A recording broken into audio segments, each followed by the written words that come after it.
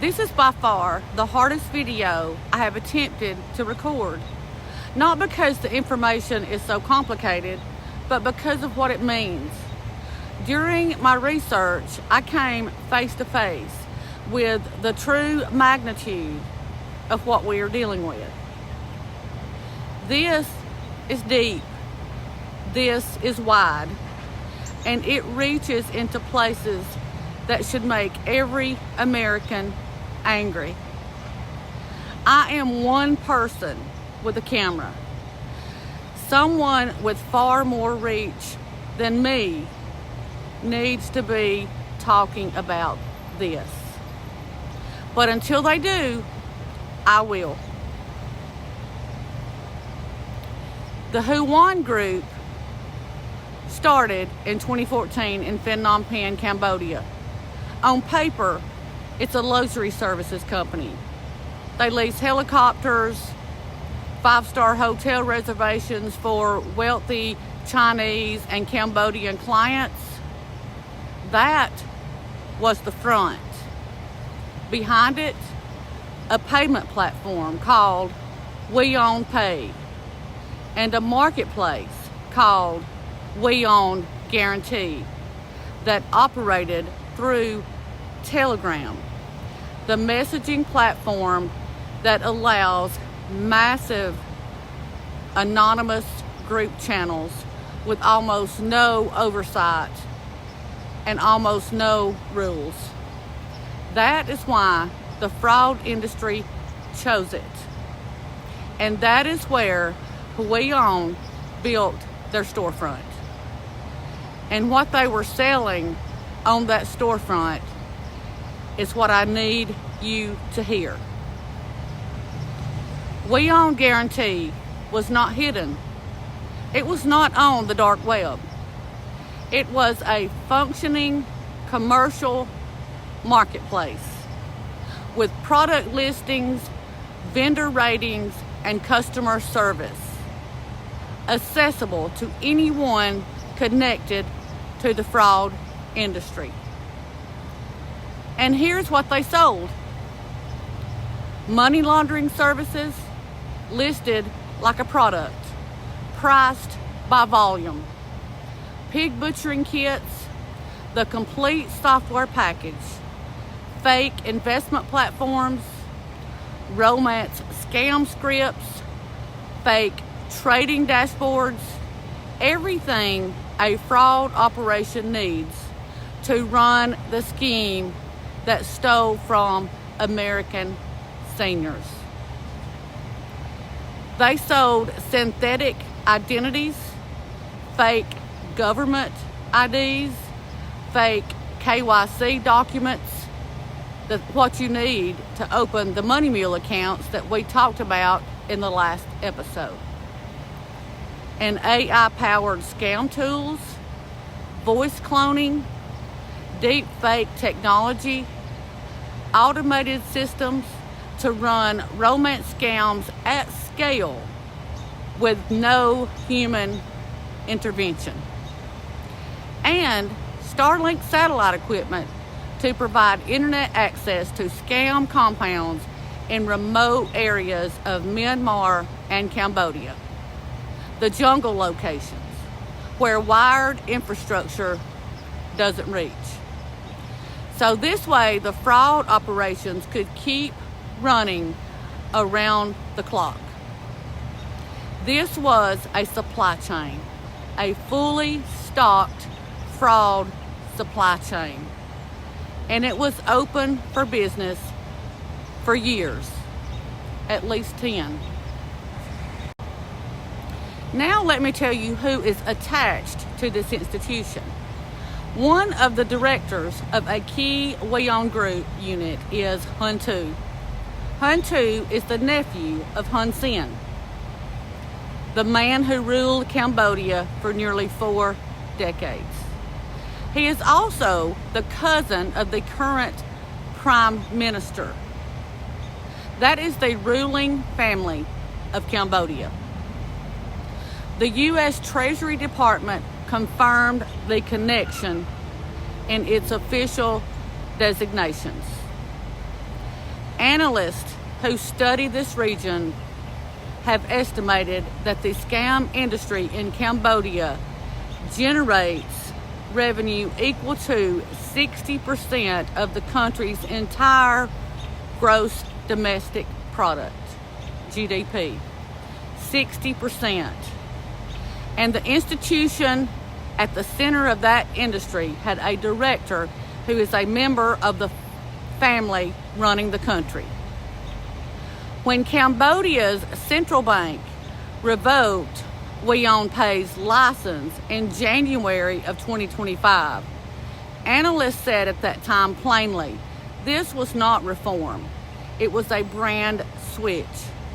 The company rebranded as HP and kept going.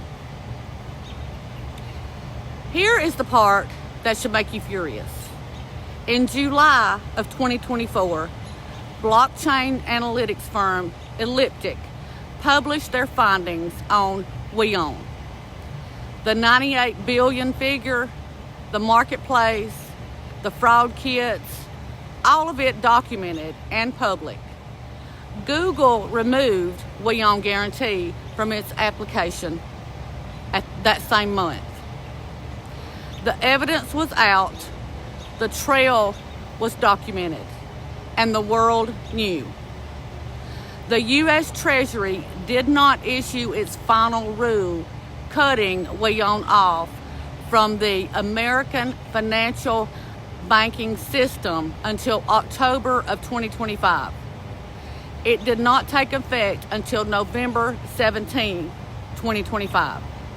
16 months passed between the published findings and the formal U.S. action.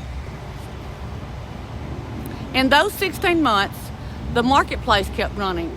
The pig butchering kits kept selling. American fraud victims kept losing.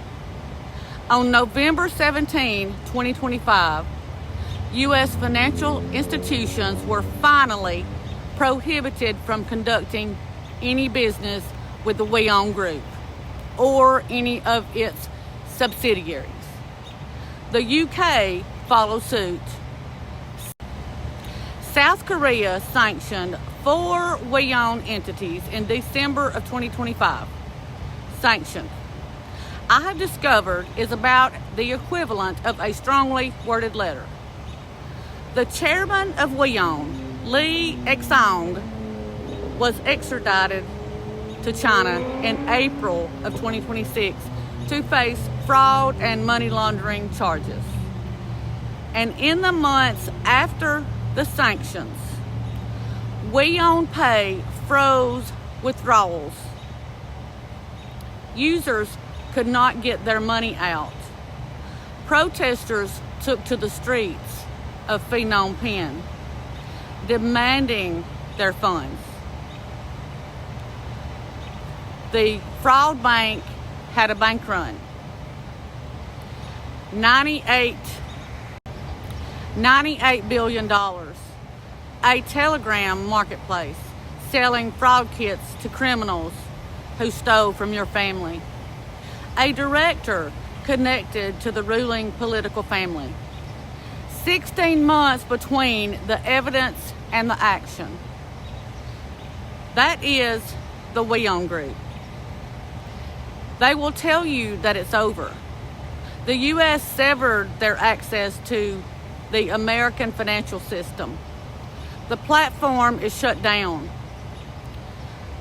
But I want you to think about that carefully. Criminal infrastructure at this scale, at $98 billion, does not just shut down. It rebrands. It already rebranded once, from the Huione Pay to HP, before the sanctions ever took effect. The vendors, they're still out there. The wallets, they've migrated. The Telegram channel, they have new names. The money kept moving. And here's the other thing that I need you to really notice, because I did. One man was arrested. Lee Exxon, the chairman, a name you have never heard of before today, extradited, not to the United States, where the victims are, but to China to face charges in a country with its own complicated relationship to financial crime enforcement. One no-name chairman handed over for a $98 billion and a decade or longer of operation. Hun Tu, the director connected to the Cambodia ruling family, remains free. The political structure that protected this operation for over 10 years remains completely intact. That is not accountability. That is a sacrifice. One expendable name handed over to make the story go away, while the infrastructure, the relationships, and the real money remain untouched. The $98 billion already moved. The victims are still waiting. And the people who built this are still out there. Episode 7 is coming, and it asks the question that this entire series has been building up to. Where are they? The regulators knew, FinCEN knew, the exchanges knew, the banks knew. So what does it mean when the system designed to protect you allowed this to continue? If someone you love needs to understand this, I hope that you'll share this video and report any fraud to ic3.gov. I'm Sherry Spurlin, and I spent 30 years in the financial services business, and I couldn't stop it from happening to me. That combination is exactly why I'm still here, and I'm not going anywhere. Y'all be safe.